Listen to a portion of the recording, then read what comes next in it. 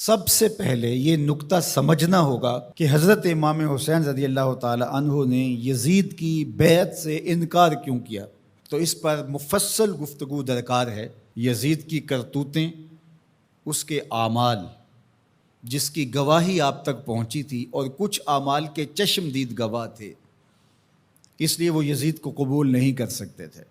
آپ نے بیعت یزید سے انکار کرتے ہوئے کہا مثلی لا یبایع مثلہ، لوگوں میں بیعت یزید سے انکار اس لیے کر رہا ہوں کہ میرے جیسا شخص اس جیسے شخص کی بیعت نہیں کر سکتا۔ یہ دو لفظوں میں پوری گفتگو کا خلاصہ آپ کے سامنے رکھ رہا ہوں۔ مثلی لا یبایع مثلہ، میرے جیسا شخص اس جیسے شخص کی بیعت نہیں کر سکتا۔ اگر امام حسین یزید کی بیعت کر لیتے، قیامت تک ظلم اور جبر کے ساتھ مفاہمت کو سند جواز مل جاتی۔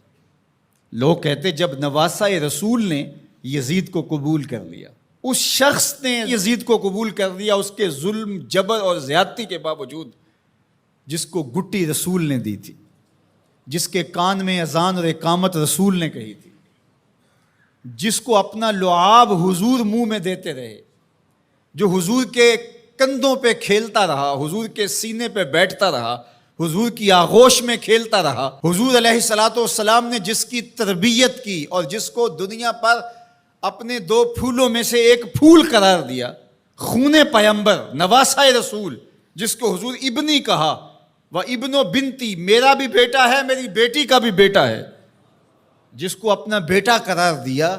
جب فرزند رسول ظلم سے مفاہمت کر لیتا ہے، جبر سے مفاہمت کر لیتا ہے، تو پھر مجھے بتاؤ کہ قیامت تک کوئی ظلم اور جبر کے خلاف کھڑا ہو پاتا؟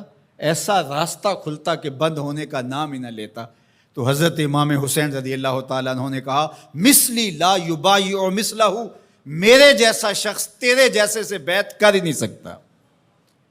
اب جو واقعہ ہونے والا ہے، جو صورتحال درپیش ہے، کربلا میں جو کچھ ہوتا دکھائی دے رہا ہے، وہ میری نظروں سے پوشیدہ نہیں ہے۔ میں دیکھ رہا ہوں کہ کیا ہونے والا ہے۔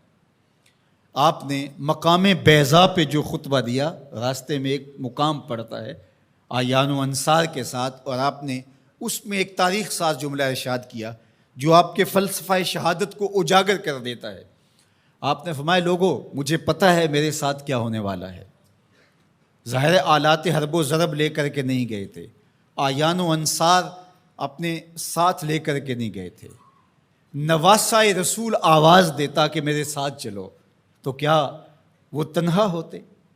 مجھے بتائیے، اس دور میں اگر کسی کام کے لیے میں آپ کو آواز دیتا ہوں، میرے جیسا خاکسار شخص جس کی کوئی اوقات اور حیثیت ہی نہیں ہے، لیکن کتنے لوگ میرے ساتھ کھڑے ہوں گے، اور جو پیغمبر کی گود میں پلا ہو۔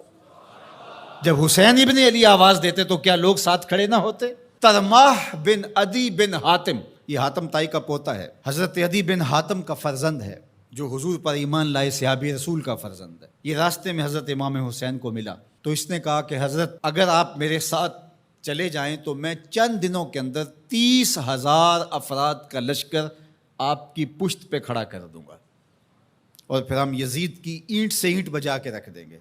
لیکن ترماح بن عدی کی پیشکش کو حضرت امام حسین نے قبول نہیں کیا، کہا بس مجھے جانے دو۔ تو کہا کہ لوگوں، میرے ساتھ جو ہونے جا رہا ہے، جو میری آنکھیں دیکھ رہی ہیں، مجھے اچھی طرح معلوم ہے، ہونے والے مناظر میری آنکھوں کے سامنے گھوم رہے ہیں، کوئی چیز میری نظروں سے پوشیدہ نہیں ہے، لیکن اس کے باوجود بھی میں کیوں جا رہا ہوں؟ تو وہ لفظ سنیے، عزیمتوں کی کتنی دل آویز کہانی ہے، کانسیپٹ کتنا واضح تھا، تصور کتنے واضح تھے۔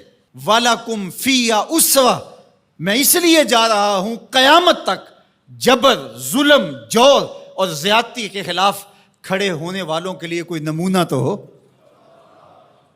وَلَكُمْ فِيَّ أُسْوَةٌ، میری زندگی آنے والوں کے لیے نمونہ بن جائے کہ مفاہمت جبر سے نہیں کی جاتی، ظلم سے صلح نہیں کی جاتی، ظلم کا مقابلہ کیا جاتا ہے، چاہے کچھ بچے یا نہ بچے۔